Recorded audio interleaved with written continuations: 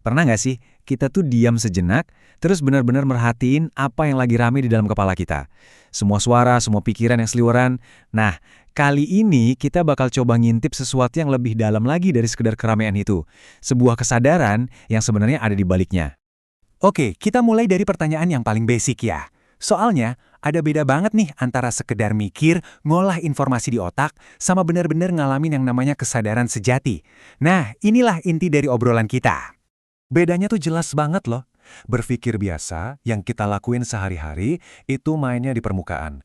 Kerjaannya ngejudge, banding-bandingin, sibuk sama dunia luar. Sebaliknya, tafakur atau merenung yang dalam, itu mainnya di area yang beda total. Dia nggak lagi pakai otak sebagai bos, tapi pakai kolbu atau hati spiritual sebagai pemandunya. Ini bukan soal menganalisis, tapi soal merasakan. Oke, kita masuk bagian pertama. Kita bakal lihat nih, ternyata cara berpikir kita sehari-hari itu ada batasnya, dan kenapa kita perlu ngelewatin batas itu buat nemuin sesuatu yang lebih asli. Gini deh, bayangin pikiran analitis kita itu kayak palu. Berguna banget buat tugas-tugas tertentu, kayak bangun rumah atau mecahin masalah. Tapi, dia cuma bisa kerja sama apa yang bisa dilihat dan disentuh panca indera. Kebenaran yang lebih dalam, yang nggak kelihatan, ya dia nggak nyampe. Dia itu pelayan yang oke, tapi jadi tuan yang buruk banget. Nah, sekarang kita pindah nih ke cara melihat yang lain.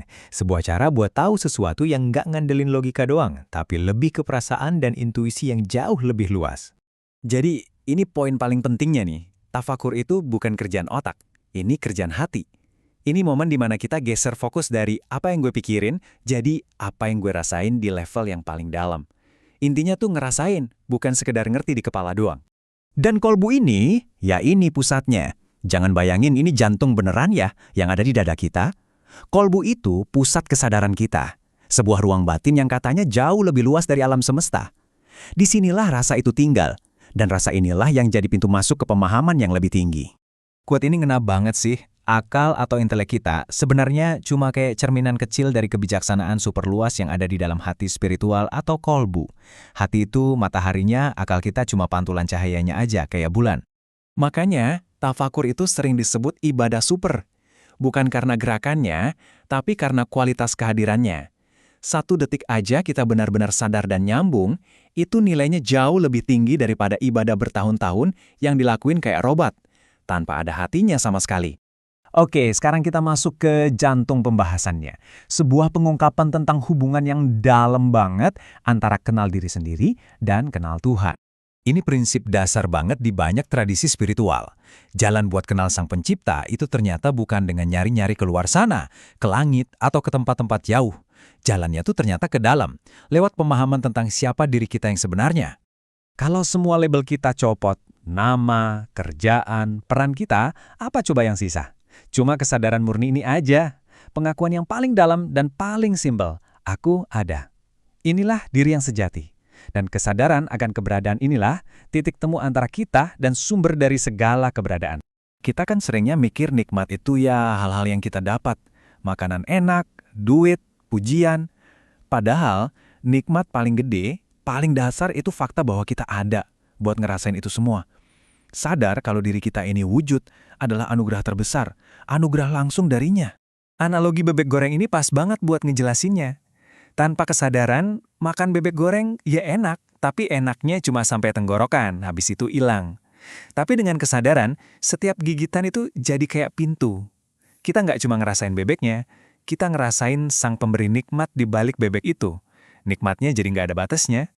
Nah, di bagian terakhir ini, kita bakal lihat gimana caranya bawa keheningan batin yang dalam ini ke tengah-tengah kesibukan kita sehari-hari. Coba deh perhatian rantai ini. Gerakan kita tuh nggak mulai dari badan loh. Badan kita cuma ujung dari rantai panjang yang mulainya dari sumber yang nggak kelihatan. Tubuh digerakin sama pikiran, pikiran digerakin sama hati. Hati digerakin sama kehendak, kehendak digerakin lagi sama sir atau rahasia batin kita yang paling dalam. Dan ujung-ujungnya, semuanya digerakin sama satu sumber tunggal. Dia yang maha ada. Jadi, spiritualitas sejati itu bukan soal kabur dari dunia, lari ke gunung atau gua buat meditasi. Tujuannya itu justru bawa kualitas hening dari meditasi ke dalam setiap kegiatan kita. Pas kerja, pas ngobrol, pas makan, tujuannya itu nemuin titik tenang di tengah-tengah badai kehidupan. Analogi ini keren banget buat ngegambarin poin tadi. Tiap level kesadaran ngerasa dialah yang lakuin, padahal dia sendiri lagi digerakin.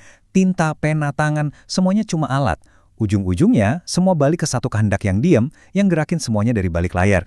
Coba dibayangin, kita ngelihat daun goyang, kita pikir daunnya yang gerak.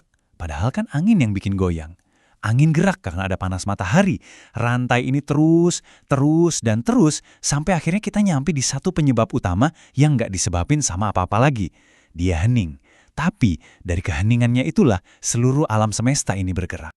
Nah, saya tinggalin kamu sama pertanyaan ini ya, buat direnungin. Mungkin perjuangan kita selama ini tuh karena kita kebanyakan usaha buat melakukan. Gimana kalau kuncinya itu justru pasrah? Jadi diam aja, dan ngebiarin kekuatan yang lebih gede yang udah gerakin seluruh alam semesta buat ngerakin kita juga.